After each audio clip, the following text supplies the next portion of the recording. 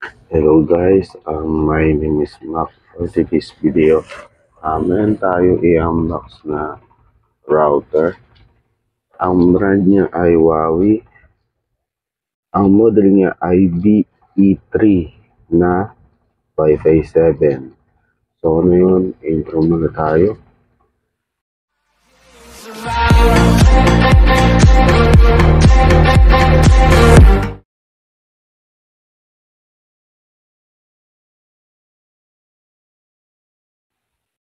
So ano yun, ito yung features niya. Meron siyang 3.6 gigabit per second, dual band Wi-Fi 7, visualize Wi-Fi diagnosis, and comprehensive parental control. Kaya ito yung tsura niya. Late lang siya. Yan, Wi-Fi 7. Ayan yung lengguwahe niya. Yan sa kabila, yung serial niya. Logo ni Huawei, wala. Sa ilalim, ayan yung ano niya.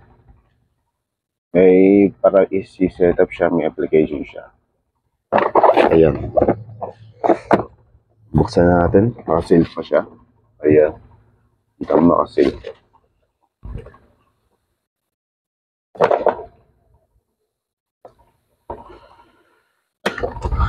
Ayan.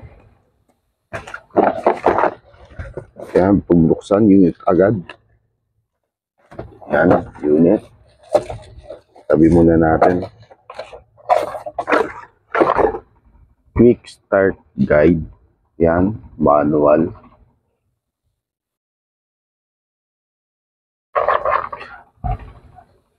LAN cable na Cat5e. Ayan. Gigabit.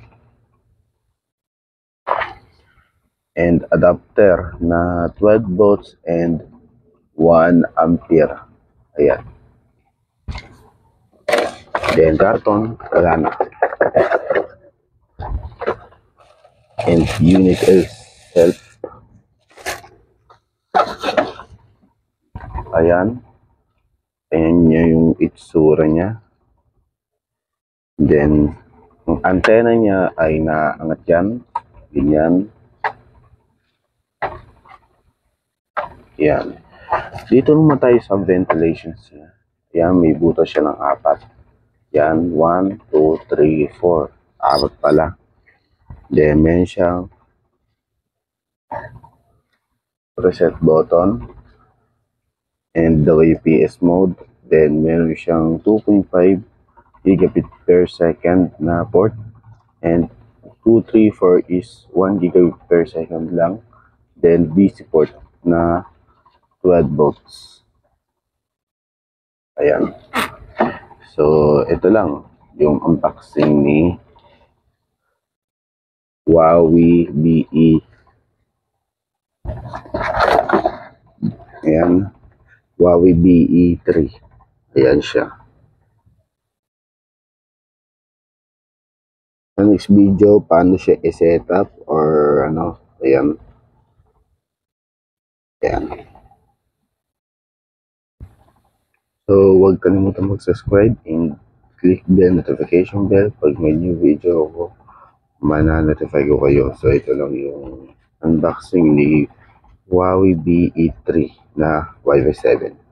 So, ito lang. Bye-bye.